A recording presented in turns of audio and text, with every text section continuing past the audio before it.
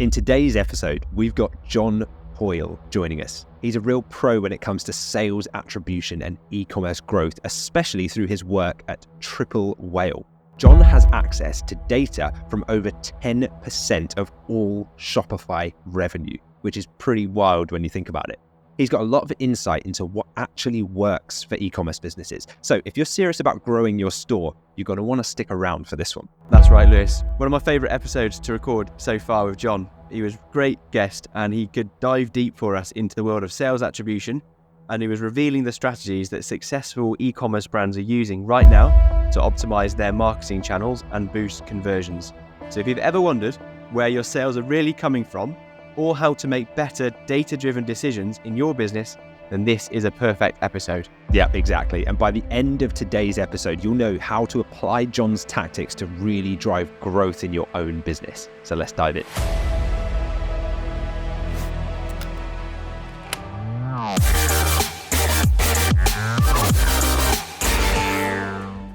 Welcome to the Dropship Unlocked podcast. I'm Lewis Smith, the founder of Dropship Unlocked, and with me is our client success coach, James Erdley.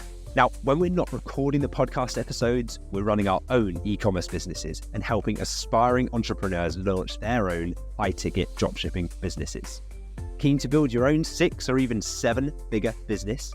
My book, The Home Turf Advantage, is your blueprint for launching a profitable online store. Grab your copy at htabook.com today and let's get you started. Now sit back, relax, and let's unlock your potential with the Dropship Unlocked podcast. Today we are joined by John Coyle on the podcast, who is an expert in sales attribution and e-commerce growth. John is a key player at Triple Whale and has a wealth of knowledge in optimizing marketing channels and improving sales attribution for e-commerce brands. So firstly, John, it's fantastic to have you with us on the podcast today. Good to be here, man. Thanks for having me. Awesome. Yeah, it's our pleasure. So excited to dive into some important topics around e-commerce growth at the moment. But first of all, could you share us a bit of your journey in the e-commerce space and how you ended up working at Triple Whale? Yeah, for sure. So, I mean, if you rewind probably 8-10 years now, I was working at this agency and we mostly worked with major like car dealerships and stuff like that. And e-commerce started booming. So this is probably around 2015 or so. And I brought in some e-commerce clients into our agency and I kind of got really focused on that. And then one day they called me up, they called me in to my boss called me into his office and he fired me. I had no idea that was coming. And it was like a pretty big blow. I had a kid at home and I had another kid on the way. My wife was pregnant with a second. And so I just went and kind of like sat in the parking lot and didn't call my wife because I was too afraid. So I made a couple other calls though. So since I'd been getting into e-commerce and more online sales as opposed to local lead generation, I'd made some connections at events and in like Facebook groups and communities and stuff. So I made some other calls, 2 or 3 other calls, and I got like maybe 2 or 3 freelancing clients sort of right there in the parking lot. And that sort of started my journey that evolved into an agency, a paid media agency that I sold. And then, that was an acqui-hire. So I had that agency, I sold that. And then I was the head of performance at an agency called Structured Agency, which was who I sold it to. Then I've been internal, I've been the head of growth at a couple brands, and I've have my own brand. So I've been doing lots of e-commerce since then. I've been at Triple Whale for about a year, and that I think one of the best parts of that job is just the access to data that I have. I can, we have got probably close to 12,000 stores on Triple Whale now, and it's like 10% or 12% of all of Shopify's revenue, is attached to Triple Whale. So we have a massive data set to see what's working and what isn't. And my main job is to just get on calls with people, owner operators and their marketing teams, and marketers and people who are just trying to sell online and tell them how they can do it better, using all of the knowledge that I have and the data that I have. So it's a good time. That's my background. My 3-4 minute version. Yeah, absolutely. That's a perfect background story. So much to unpack. 10% of all Shopify data goes through Triple Whale. That's fascinating. I think you'll have loads of data points that we can pull out. Why do you think it's so high at the moment? Well, I mean, if you rewind a few years, I don't know how long most of your audience has kind of been in the e-commerce space, but if you rewind a few years back to 2021, there was this sort of like perfect storm of events that happened. So throughout the 2010s, so 2015, that was like 2015, 2016, I would say that was like the heyday of drop shipping. You could drop ship literally anything. It didn't have to be a high-end product. You could ship it from AliExpress. It could take 30 days to get there. It didn't matter, right? You could just do whatever. That got harder and harder. 2017, 18, 19, it started getting harder. But then in 2020, it took a reverse. It like kind of reverted back to being really easy again because of the pandemic. At least here in the States, there was a lot of stimulus money and people were at home. They didn't have anything to do. They were shopping. And that really kind of like a lot of brands had a big spike in revenue in 2020. 2021, things started going back to normal. People started going back to work or just not being at home as much. And another thing that happened at that time was iOS 14. So Apple rolled out an update to their operating system. So on all Apple devices, iPhones. And that update made it really hard to run Facebook ads. So Facebook stopped tracking very accurately. If you were running Facebook ads, before that was kind of the main driver of most e-commerce before. And it still is, but all of a sudden, you would log into Facebook and your return on ad spend would, before it was saying you were making $3 for every dollar you spent on ads, and you log into Facebook and now you're making, 50 cents for every dollar you spent on ads. But then you go to your store and the number's super different, and it was just really hard to tell what was going on. And that's exactly what that update did. So Triple Whale launched right around that same time and sort of created a third-party attribution tool, which is just a tool that says, hey, it doesn't matter if that applies to Facebook, like we can still track it and tell you how well your campaigns are doing all the way from, your campaign level, ad set level, ad level. Because that was the hardest thing, is you just didn't know which ads to turn off and which ads to keep on, what was working and what wasn't. So Triple Whale came in and solved that problem. And I think that was really a ton of the tailwind that helped us grow. And that's still a problem today. Brands like a lot of your customers maybe or a lot of your listeners who are selling higher ticket products, it's multiple touch. People don't see one Facebook ad and then go buy, or they see a Facebook ad, they get on the email list, they click a Google ad, and there's just like multiple touch points. People don't follow the nice clean paths that we create for them. So that's still an issue. It's like, where are my sales coming from? Everybody's trying to answer that question. How do I spend my advertising dollars more effectively? So that's how Triple Whale has grown so fast. Now we've got a bunch of other tools and stuff like that, a bunch of other ways that we help. But that's sort of the main thing I think that drove a lot of our growth early on. Yeah, and it is a huge tailwind because it's massive growth in just 3 years to have 10% of all Shopify revenue attributed through Triple Whale. So it's huge. Clearly there's a big demand for people, and it's not quite so cut and dry as somebody clicks on a Facebook or Google ad, goes to your store, checks out, converts, and then the Facebook ad is attributed to having that driven that sale. Nowadays, there's so many more touch points, and I guess that's a big part of what Triple Whale does. Just talking about e-commerce in general now, for people that are considering like how we sell to people nowadays, and you mention multiple touch points, what's like a typical journey that you think in 2024 people would take to buy a product, particularly if they're looking to buy a high ticket item? Yeah, I think particularly if they're trying to buy a high ticket item, I usually see, this is just typical of what I see when I get on a consulting call, a marketing consulting call with a brand, and I look at the mix of where their traffic is coming from, where they're spending money. There's almost always some channel that's leading discovery, and that is usually Meta still. So it's usually Facebook and Instagram still, and it's usually ads, right? Sometimes it's TikTok, and specifically there's been some brands in the past year or so built on TikTok organic, people really kind of taking off on there with TikTok Shop.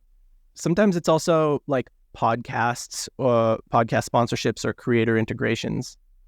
Specifically, I'm seeing YouTube creator integrations work really well right now. So usually there's some sort of like main discovery demand generation channel, and then there's sort of a web of demand capture, you might say. So You're getting all the eyeballs you can with some top of funnel channel. And then there's Google, and there's email. There's usually Microsoft, which is Bing, and text message, and all those things that sort of like all of that traffic that comes in. You just don't want to let any of it leak out. And those are usually cheaper and they're higher return. So that's like what's very typical. I would say there's sort of another path, especially for high ticket, where a brand might purely be a demand capture brand. A good example of this in high ticket is an ice tub brand or a cold plunge brand that isn't plunge. So plunge really sort of like came in and created all this demand for cold plunging or taking ice baths, whatever you want to call it. You know, athletes have been doing it for like 10 years, but they made it cool because they got Andrew Huberman to talk about it, right? So they've run Facebook ads, they've run podcast ads, they've done all of that. And that's created like this massive trend and wave. And then there are some brands that really just like are an alternative, and they just kind of run Google ads, and they go on Amazon, and sometimes run Amazon ads, and they just take a piece of whatever of the pie, however big the pie is, they just take a piece of it, and they don't necessarily go out and try and create demand for themselves. The upside there is, in some cases, it's easier. I think there's only maybe 2 or 3 or 4 brands at a time that can really do that, depending on how big the market is and how much it's growing. The upside is, you know, it's a little bit easier for those few that kind of like get in at the right time and just sort of ride the wave that's being created by something else. The downside is you have no control over your own destiny. If that trend goes away, you're not creating trend at all. You're not generating demand at all. You can't grow, you know, at what you don't have really a growth.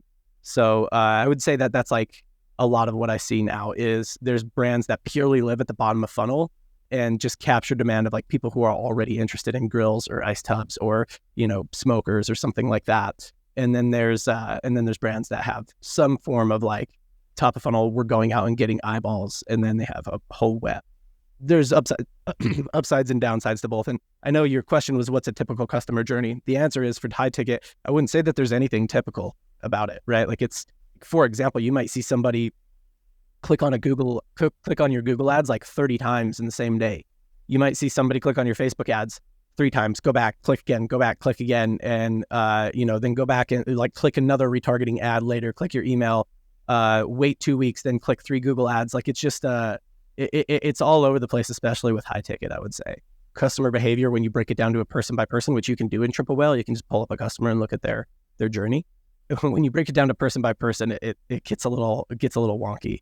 But yeah, I mean, super common, I think, first touch, second touch channels would be like a meta first touch with a second touch on either Google or email, and a last touch on either Google or email. Amazing. But it's important to have more than just one prong attack. There's got to be some sort of discovery, and then something to mop up the, capturing the demand, either from another brand that's created that demand, maybe the brand that you've actually partnered with, the suppliers that you sell, or another brand in your industry that's actually a competitor. You can mop up their demand, or even just retargeting people that have been to your site.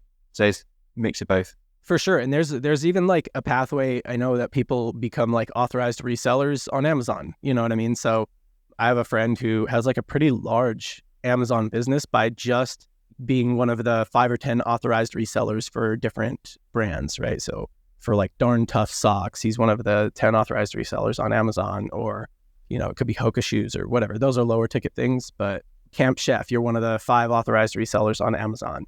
So that's a whole path too. And I actually think one of the things that I've noticed at Triple Whale that I find really interesting is that I've always like been more of a Facebook advertiser, TikTok, like demand generation advertiser. And I would say that probably still 70% of all the spend that we see, 65 to 75% of all the spend that we see is on Meta, depending on the time period that you're looking at.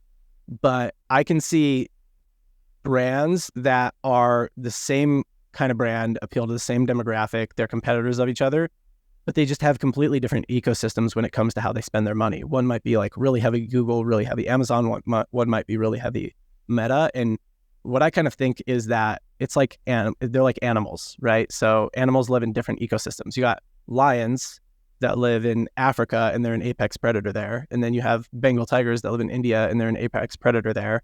And in their own right, they're both apex predators. They just live in completely different ecosystems. So they never really, they're able to both exist in the same world. I think that's true of brands as well. Like, there are some that live in this demand gen space and demand generation space. on Meta or on TikTok or, running creator integrations or any channel like that. And they just live in a completely different environment than the brands that are capturing a lot of the demand that exists in the market. Be the winner in each different environment. So the way that we set up our e-commerce brands, to give you some more context about the type of marketing we do, is we'll predominantly have Google ads running for our high ticket items as our demand generation, or we'll try and expand the market, because we won't necessarily just run for search terms of like the brand names. We'll also run for like the products themselves or the problem that your market might be having to drive sales. And then we mop up with Meta retargeting as well as Google Display Network retargeting ads. And my question back to you after the initial points you made was, if somebody decided that they wanted to really double down on being the apex predator in demand generation for their industry, but they're fairly new to the industry and they haven't got a lot of experience, I imagine that's more of a harder path to take rather than just mopping up demand. Kind of, how would you advise them to do that? Would you say like TikTok is the way to go, or learn social media, or like how could you improve their skills at generating demand? Yeah, and this is why this has always attracted me. I think there's more skill in generating demand, and I would actually even argue that like the like layout, like what you just said, the formula you just said, it's still mostly a demand capture formula, unless you're literally going after like pain point keywords where you're maybe going after like how to sleep, if you're selling cold plunges or whatever, how to sleep better at night, and then you're trying to write an article that attaches that to a cold plunge. That might be kind of demand generation. But like if you're running PMAX campaigns or shop campaigns, that's still demand capture. You know what I mean? People are a certain way down the funnel before that's working. So like truly making demand generation work, if you look at some of the examples, I think it's not about a platform so much as being a skilled marketer generally. So what I mean by that is like there's a formula for creating an offer that like Alex Hormozi says that I think actually works pretty well. And it's if you think of it's like a dream outcome times perceived likelihood of achieving the dream outcome, and that's on top of like a division bar, right? And then on the bottom is like the time, how long it's going to take, time delay, and effort and sacrifice. So like price and how hard it's going to be, that's in the effort and sacrifice section. And time delay, how long it's going to take. So using a simple example of weight loss, which most of your clients, I mean, some of your clients might be selling exercise equipment or something, or not clients. Keep saying clients. Some of your listeners might be selling exercise equipment. If I buy, like, what's my dream outcome here? If I buy this, this at-home like workout thing, it's I want to be shredded. I want to look good, right? What's my perceived Drew? That's a big dream outcome. I might want to be healthier. Maybe I'm not. Maybe I have some health issues. I want to do better with the ladies, whatever it is, right? That's a big dream outcome. So that's great. You've nailed that. But what's my perceived likelihood of success? Probably pretty low, honestly, because there's a reason I don't look like that in the first place. And if I had like a bunch of willpower, I would already look how I want to look, right? So I already don't have a lot of willpower, and I already don't really believe that an at-home workout thing will make it so that I look good, right? Time delay is going to take a long time because I'm going to have to do it for I'm going to have to work out for 3 months, 6 months, whatever. And then effort and sacrifice. Well, not only do I have to pay you for this at-home workout thing, but I also have to use it every day, right? So there's a lot of effort and there's a lot of sacrifice. So what can you sell that for? A few $100s, maybe $1,000? I don't know. If you go after a different market, of people who know that they're fit and know that they're active and just want convenience, then you're changing the dream outcome to convenience, which is not as big of a dream outcome, but you're making all of the other things better, right? So I think a lot of demand generation is just finding the right combination of formula and messaging that is going to work for your product, right? So weight loss, if you take the example of an exercise equipment thing that I just said, I kind of laid out that formula. What about like a gastric bypass? So just have my stomach stable. Well, I'm going to get the dream outcome. It's going to happen. I'm 100% sure it's going to happen. It's going to happen tomorrow. So all of it is really high, which is why they charge a lot of money for it, because the only real barrier is effort and sacrifice, and the only sacrifice I have to make is money and a little bit of and some recovery time from surgery, right? So that's why that's a lot of money. So that's the value equation. And the brands that are great at demand gen are just great at the value equation, which happens in your product, your offering, and your messaging. Like it's this whole thing. It's not just ads, it's not just the messaging. So if you get really good at that, then I don't know that it matters that much what channel you do it through, if that makes sense, right? It could be through TikTok, it could be through Meta ads. I think Meta ads is usually the simplest place to start. It's still probably the best way to run paid ads and give yourself the best likelihood of success in the shortest period of time, unless you're really good at TikTok organic. If your product is the kind of product that can go viral on TikTok organically, there's a couple examples of this right now, or there kind of always are. A couple examples of products that are just going viral on TikTok organically. If it's that kind of thing, then maybe TikTok could work for you. But otherwise, I think, and I would focus on organic content then. But otherwise, I think if you're going to start with paid ads and you're going to try and do demand generation, Meta is probably the easiest channel. But the more important thing is that you nail the messaging and you nail that offer equation, which is why I like demand generation, because there's more human touch and more kind of like figuring it out. The better you get at that, the more of an advantage you have. There's a skill set, Yeah, exactly. And it's more of an abundance that you can create in your market. If you can be the one that creates the demand, it's that control that you mentioned earlier. You're not relying on there being demand already. So you know that you can write your own paycheck because you can build the demand that's there. I've got some simple examples too, right? So cold plunge is a great high ticket, simple example where ice baths have been a thing for a long time amongst athletes, but they just went and said like, okay, how could we make this more well, what if we change the dream outcome from athletic performance to weight loss or health, better sleep, whatever, all of the stuff that people are into right now. So I think, reframing a product to solve a different problem. Another good example of doing this, there's two that come to mind for me. A couple good examples, True Classic Tees. So they just sell t-shirts, plain black t-shirts, plain white t-shirts, plain gray t-shirts, but they sell t-shirts for guys with dad bod, right? So like this t-shirt's going to make your dad bod look sexy. So it's just like a thing that already exists reframed, right? Is one tactic of that. Another one is hostage tape. Those are both lower ticket, True Classic and hostage tape. Hostage tape just sells tape, right? But they've reframed it to say, if you want to have more clear thinking, better sleep, all of these, same kind of things as cold plunge, then you should tape your mouth shut at night, because apparently mouth breathing at night is ruining your life and you're going to die young. So like that, they've just kind of, so that's one tactic, is reframing. Another tactic is replacing.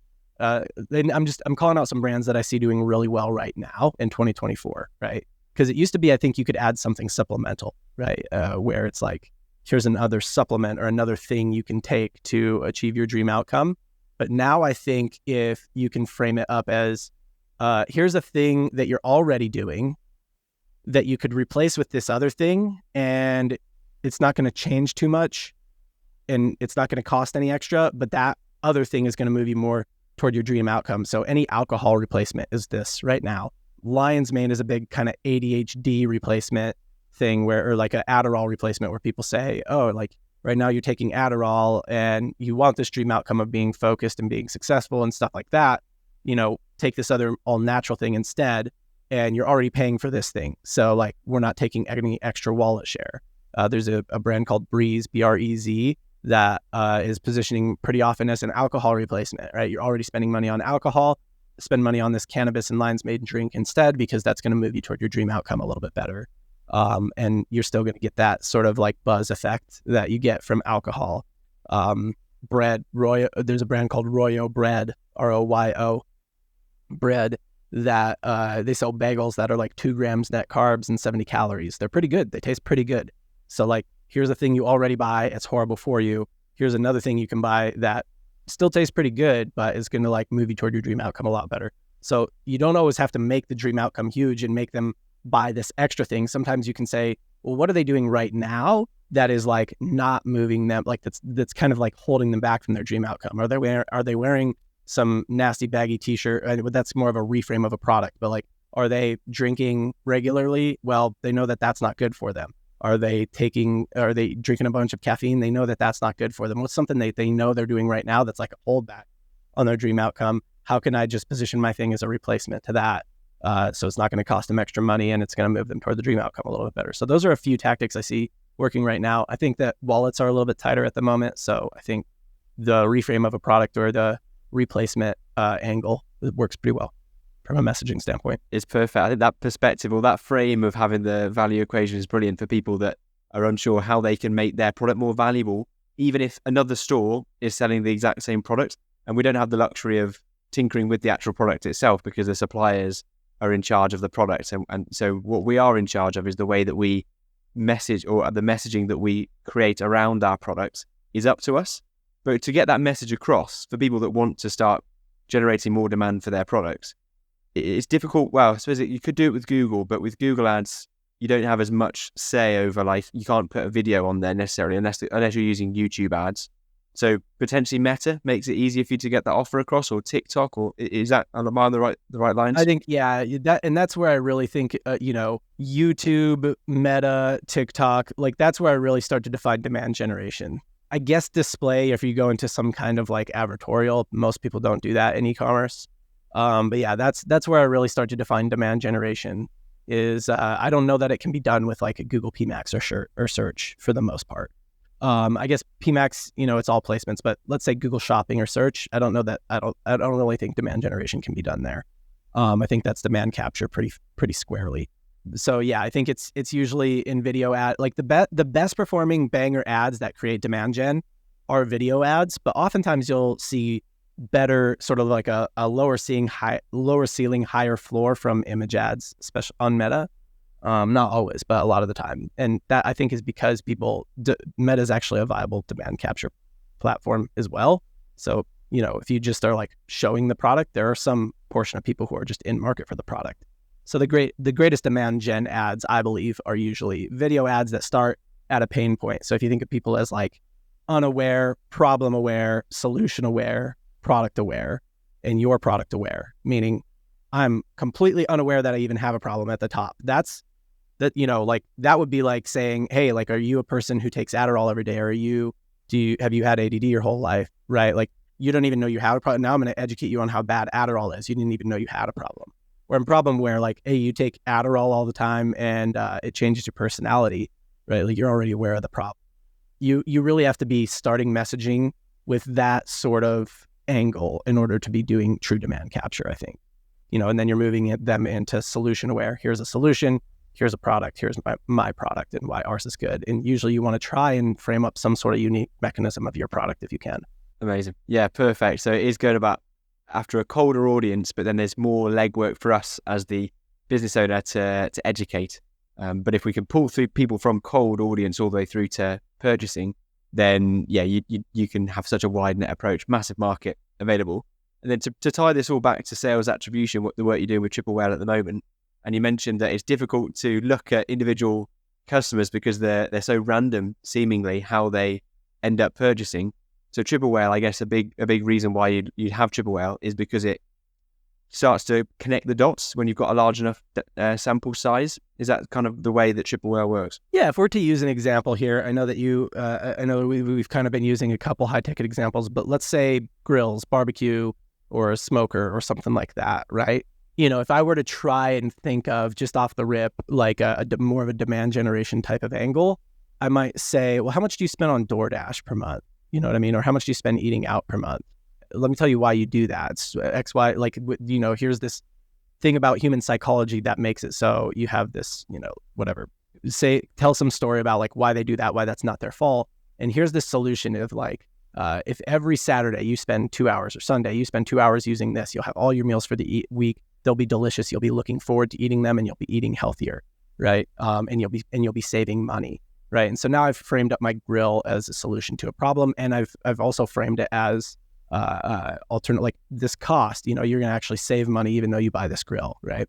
So that all like, for somebody to consume that whole message and make a decision to make a $600 or $800, or if you're talking about a smoker, maybe a couple $1,000 purchase in one, like when they're scrolling through Instagram, and looking at whatever their favorite creators or their friends' photos or whatever, or bikini pics, it's a lot. Like, they're probably not going to make the decision right then, but you've moved them down the funnel with that message. And if the message is great, some of them will see it and make that whole decision right then.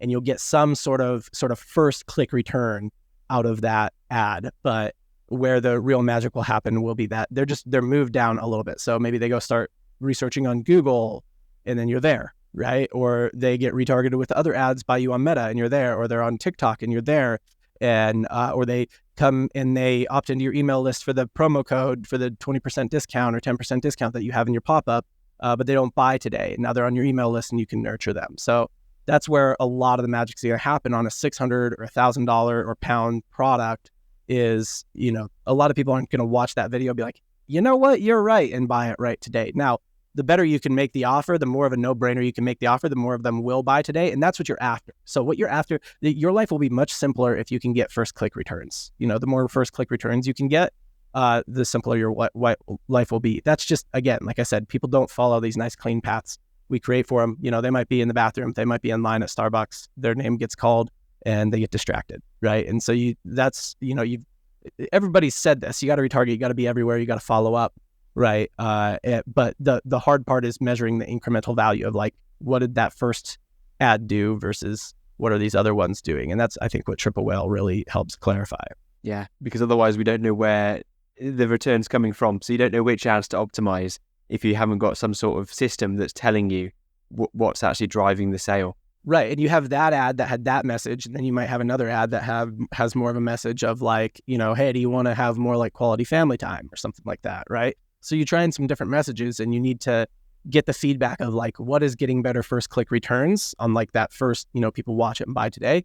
And then also what's getting better downstream returns. So what's like building that audience that converts later a little bit better, right? So you want to be able to look at that data in a couple different ways, which is a big thing. I mean, the platforms don't allow you to do that. So that's a big thing on Triple Whale. So you can kind of look at the data like in multiple ways, right? Yeah, exactly. Just to hammer home, like, the importance of actually looking at your data so you can then make decisions. If you don't take notice of the attribution or what's driving your sales from different areas, then where does that leave us? Yeah, I mean, success probably in life, but definitely in business. I don't know that I should be giving anybody life advice, but success in business is just a series of good decisions, right?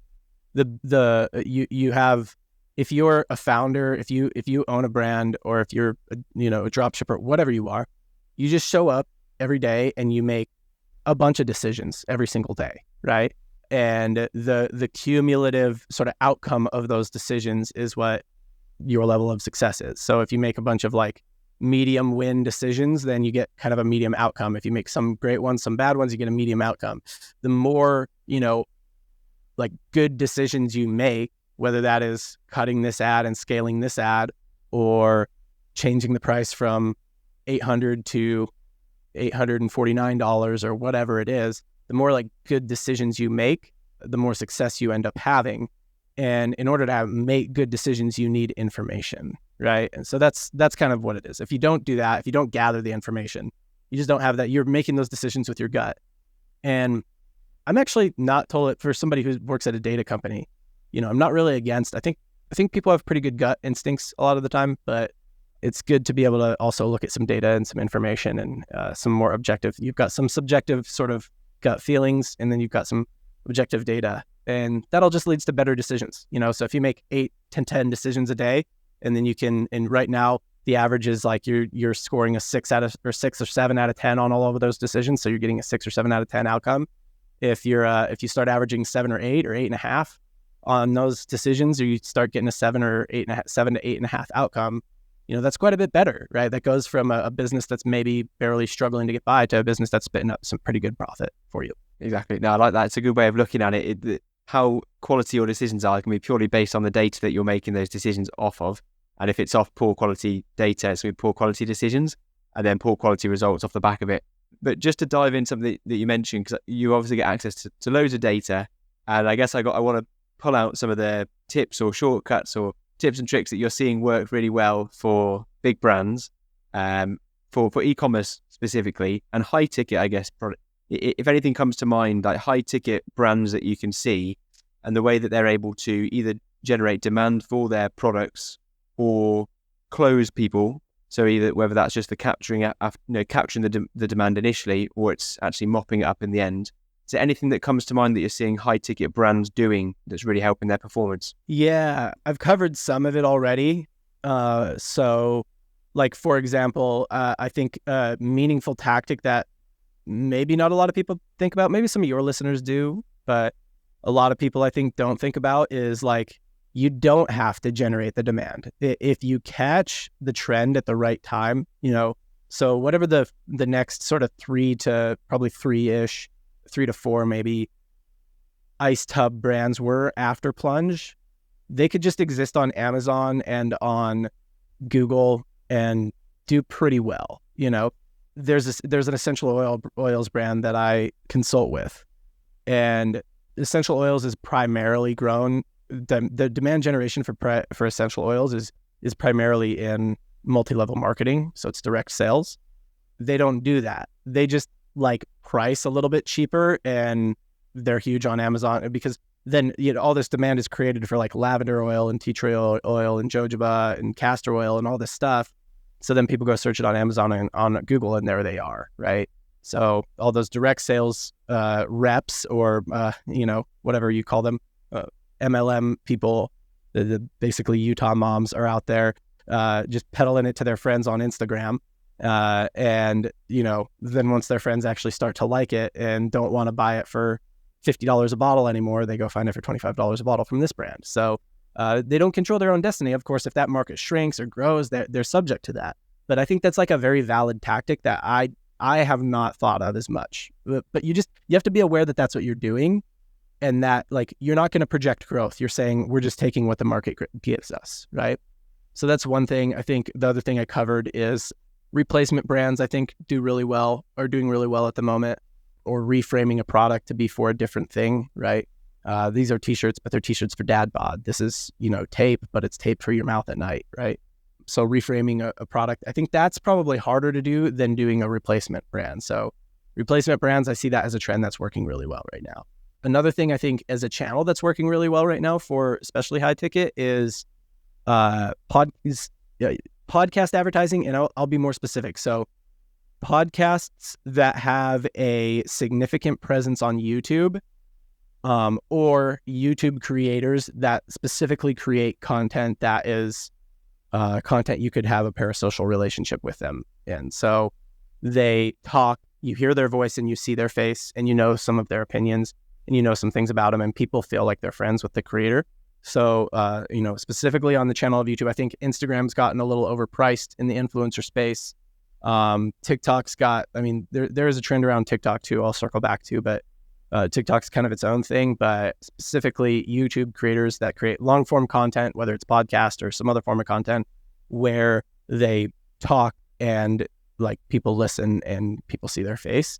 I'm seeing a lot of high ticket brands do well in that space, and and there's a barrier there though. You know what I mean? Like you've got to be willing to just spend the $5,000 or $10,000 to do the video product integration, and it might totally flop. Like I've seen people spend $3-4 grand and get 2 sales on a product that's $200. So you've got to be willing to like take a big risk, and that's actually kind of why it works, because there's still human to human deals.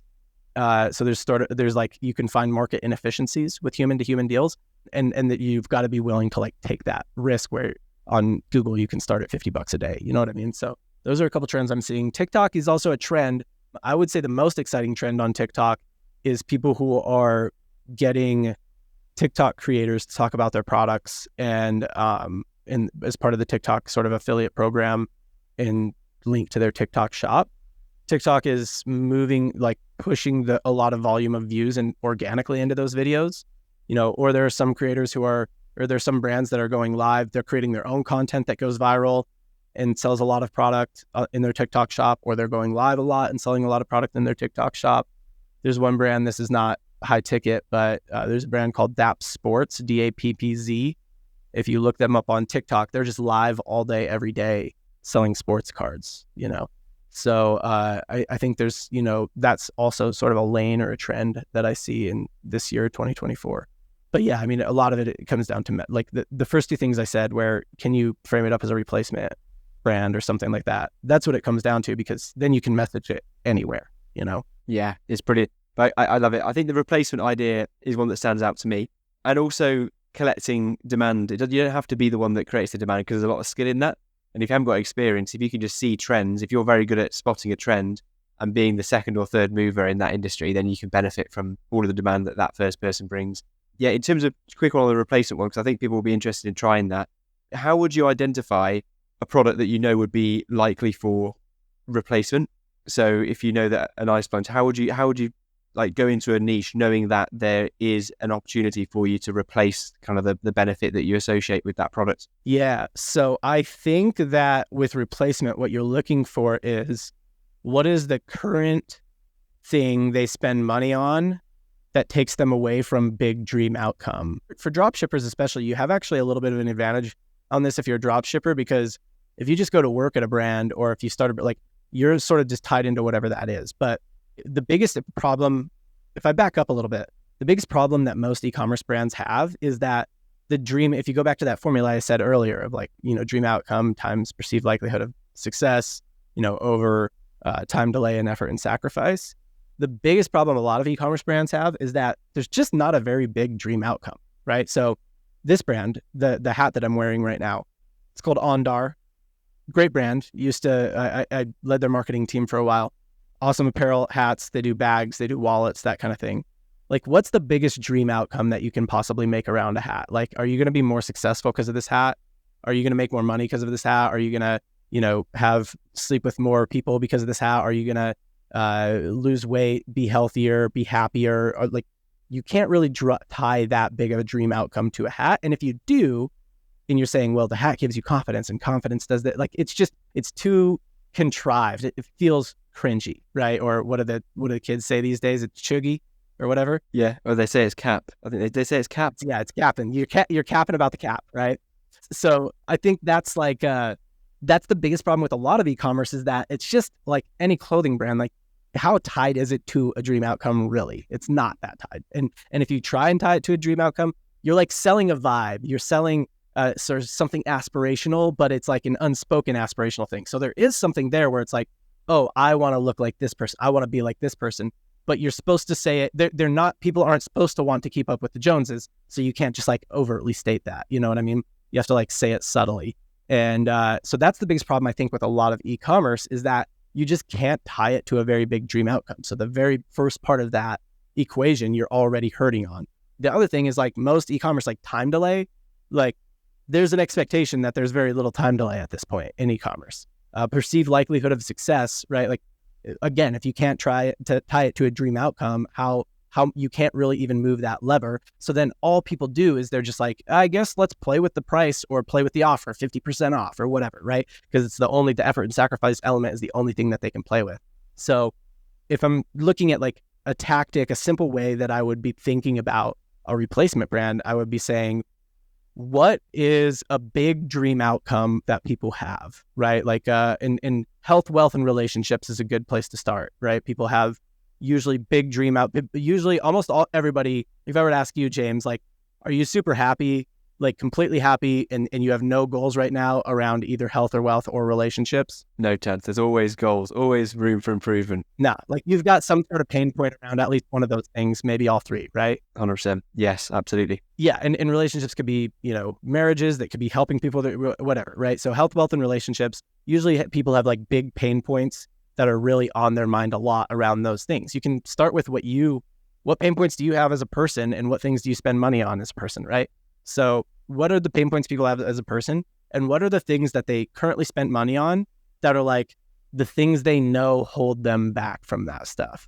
You know what I'm saying? So that's why DoorDash, right? Like that might be holding me back in the wealth category, or doing a bunch of like, delivery. I don't know if you guys have DoorDash in the UK, but some kind of delivery service. Yeah, we've got one called Deliveroo, which I think is a similar thing where you can just order from restaurants or even supermarkets. Yeah. That might be holding me back in the wealth category. It might be also holding me back in the health category, right? Like it might be a double web. Like, okay, people do that. Why? Because it's convenient and they can get good food that they know they're going to like. Like, how could I frame something up as convenient and giving them good food that they're going to like, and just take that wallet share and also position it so that you'll actually probably save money. You know what I mean? Like that's like, how can I take something that people know is like just a bet? Like, cause if you've got goals in health, wealth, and relationships, and pain points in health, wealth, and relationships, let me ask you this off the top of your head, pick any of those categories. Is there like, why haven't you achieved your goals yet? For me, off the top of my head, it's like having the dream physique of being strong and healthy and fit looking. The main reason, I guess, it's probably convenience of foods that aren't healthy for you versus convenience of foods that are healthy for you would probably be my number one excuse that I jump to. There you go. And that's why I bet a lot of better for you brands do pretty well in food and bev. So, Royal Bread is a great example of like, look, dude, you eat bread probably, and you know that that's like not great, or you maybe try and not eat bread, but it's tough. Or you eat like, here's like bread and bagels, that's 2 grams net carbs. If you're like a macro person, that makes total sense to you. Like 2 grams net carb is very good.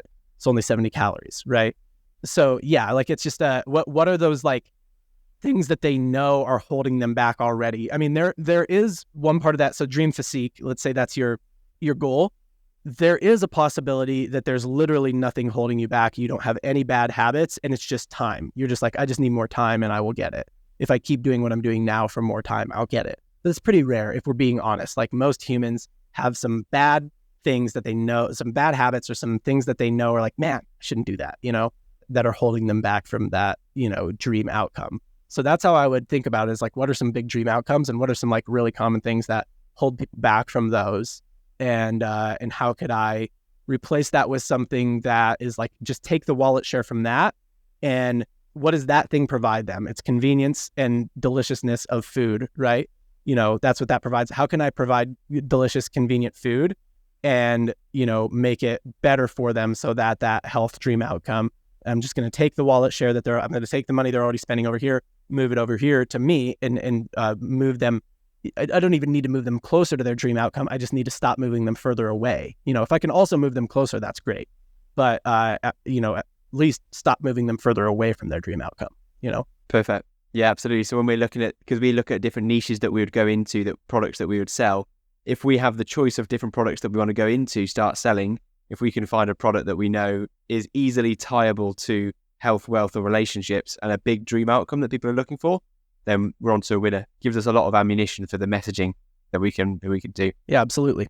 And sometimes you can tie mundane products to health, wealth, or relationships. We use the grill example. I think you could take an angle of, replacing DoorDash with that. You could take a angle of building family relationships with that. But if you're doing the building family relationships angle, then are you replacing anything? You might not be. Like, that's what a lot of people do, is they sort of like make this supplemental message about like, oh, you can grilling time is family time, and that's good. And it's like, okay, so now I've got to like set aside extra time to grill with all this free time I've got laying around, which nobody actually has. So like that, you're actually not saying like, oh, let's replace some like bad habit with good habit, and it's going to be very easy for you to replace it because it's going to be enjoyable still. Yeah, perfect. No, John, it's been a great conversation to get into this for people just getting into e-commerce. People that want to learn more about you, learn more from you, or learn more about Triple Whale, where would you suggest that they go? Yeah, Triple Whale. I mean, you can Google it. I think it's Try Triple Whale. It might be just triplewhale.com now, but trytriplewhale.com or triplewhale.com. I should probably know that. But, you can Google it. You can find it. Highly recommend it. Highly recommend at least demoing it if you're not using something already for attribution. If you want to find me, I mean, the easiest kind of like way to find sort of the top of funnel John is just go to any social media platform and look for @John JH Coyle. And then I've got a link on most of them that will bring you to my podcast, my newsletter. Newsletter is breakdowns of brands. Podcast is a little bit different. It's a business comedy podcast where we do like business ideas, current market trends, breakdowns of brands, but I bring on comedians to do it with me. And that's fun because they're actual consumers. So you can just get like a consumer point of view and they're funny and entertaining. So it's a little bit different, trying to do something different with the podcast. That's what I'm really trying to build up. So people are trying to follow me. I would really appreciate a follow on the podcast or on any podcast app. You can go just search for Dark Mode with John Coyle. Dark Mode with John Coyle is the name of it. Amazing. Yeah, I'll get all of those links underneath this video and the show notes of this podcast, John. Highly recommend the podcast. Comedy and business, great combination, especially for entertainment as well as learning things along the way. So yeah, appreciate your time with us today, John. And I'll speak to you again soon. Thanks for having me. Well, Lewis, that was a fantastic conversation there with John. Really enjoyed it. And I think his insights there were incredibly valuable about how e-commerce brands can make better decisions by by understanding sales attribution, which I think is something that we can all take home from today. And the idea of using data to connect the dots and truly understand the customer journey is something that I think every business owner should be implementing. I totally agree, James. Yeah, in this day and age, attribution is key. And what I loved was how John talked about optimizing your marketing spend by really understanding that data as well. So not just having it, but using it to optimize your data. That is a game changer in terms of using the correct marketing strategies, channels, ad campaigns, even ads that are working best for your brand to your audience, because it'll be different for everyone. So knowing where to focus your effort, you're not just throwing money away at ads that aren't converting. It's like trying to cook dinner with no recipe. You're just guessing and hoping the eventual recipe turns out all right. So really powerful tool, and definitely one I'd recommend using. Exactly. Yeah, it's bound to be a disaster if you're trying to cook with the wrong ingredients, and it's exactly the same with growing a business on the wrong data. So loads of points we can take away from today. And also John went on then to record another episode for our members only. So that's one for Dropship Unlocked members to check out for more advanced techniques as well. Absolutely. And if you're serious about taking your business to the next level, head over to htabook.com. When you sign up for the 14-day trial for just £7, you'll get access to our full system for building and scaling a successful dropshipping business. It covers everything from choosing the right niche, setting up your store, working with suppliers, all the way through to really advanced marketing strategies.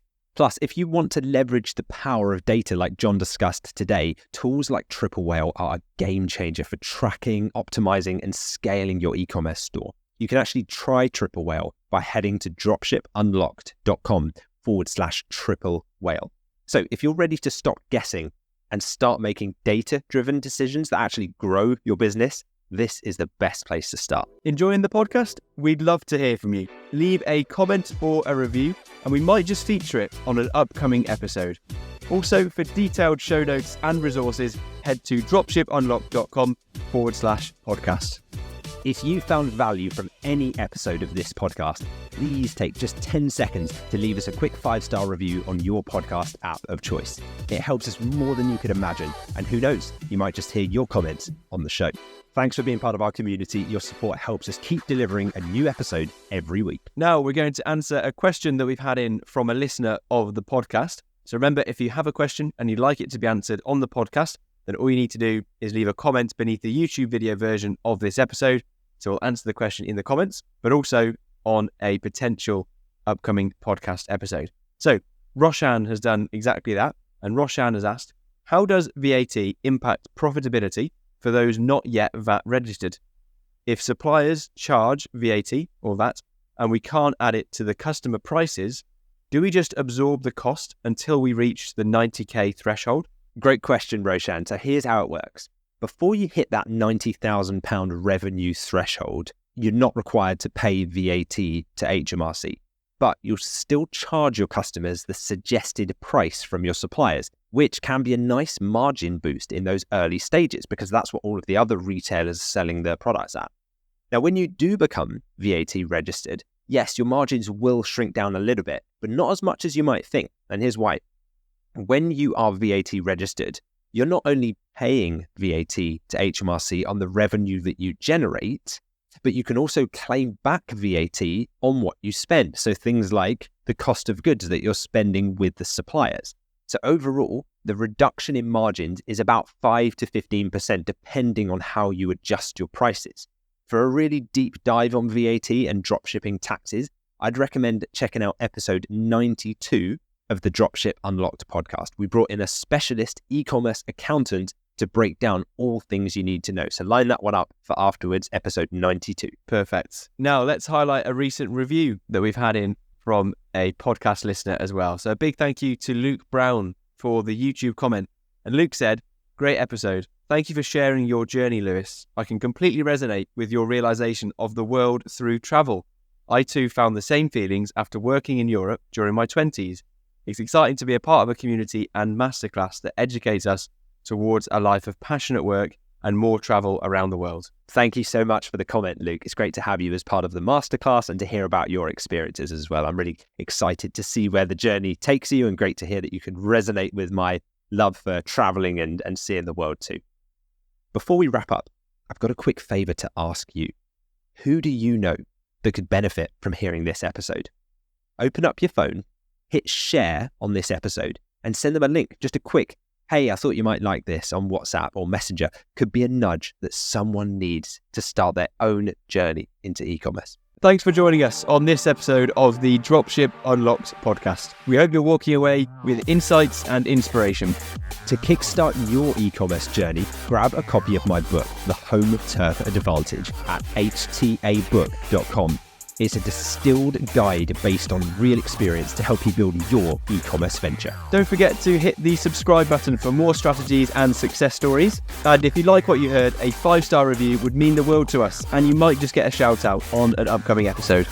And finally, thank you for deciding to spend your time with us today. We can't wait to bring you more insights on the next episode of the Dropship Unlocked podcast.